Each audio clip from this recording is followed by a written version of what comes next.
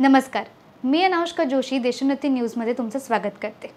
चला आजची बातमी बघूया। शिकण्यासाठी कोणतेही वय नाही, परंतु एखादी व्यक्ती इच्छित असल्यास कोणत्याही वयात पुन्हा शिकू शकते। सध्या सोशल मीडियावर एका महिलेची खूप चर्चा आहे। एका 105 वर्षीय महिलेने अमेरिकेतील स्टॅनफोर्ड विद्यापीठातून पदव्युत्तर पदवी मिळवली आहे। वर्जिनियामध्ये राहणाऱ्या 105 वर्षीय गिनी हायस्लॉप यांनी 80 वर्षांनंतर Stanford graduate school of education GSE मधून पदव्युत्तर पदवी प्राप्त केली। 80 वर्षापूर्वी शिक्षण का सोडले?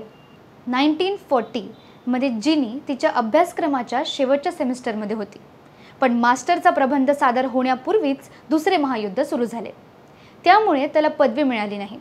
तसेच जेव्हा युद्ध सुरू झाले तेव्हा गिनीचा प्रियकर जॉर्ज हायस्लॉप याला युद्धात सेवा देण्यासाठी बोलवण्यात आले। यामुळे गिनी हायस्लॉपने जॉर्जशी लग्न करण्यासाठी तिची पदवी सोडली। त्यानंतर जॉर्जने युद्धात मदत केली आणि गिनीने घर ऐकले, त्यामुळे त्यांचे शिक्षण पूर्ण झाले नाही। माय गुडनेस, मी खूप वेळ वाट पाहिली। 84 वर्षानंतर 105 वर्षीय वर्जिनिया हायस्लॉप यांनी रविवारी स्टॅनफोर्ड येथून शिक्षणात पदव्युत्तर पदवी प्राप्त केली। विलंबित डिप्लोमा मागील कथा येथे आहे। 105 वर्षीय हायस्लॉपने पदव्युत्तर पदवी मिळवली।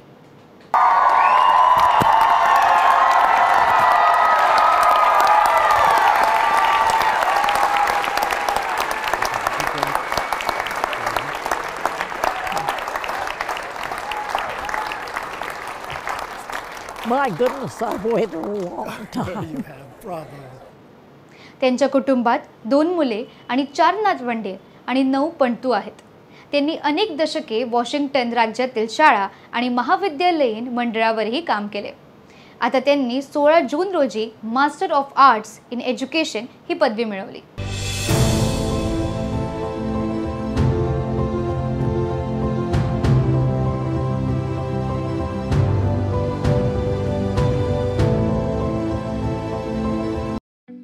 ठळक घडामोडींसाठी देशोन्नती न्यूज चॅनलला सबस्क्राइब करा आणि बेल आयकॉन प्रेस करा।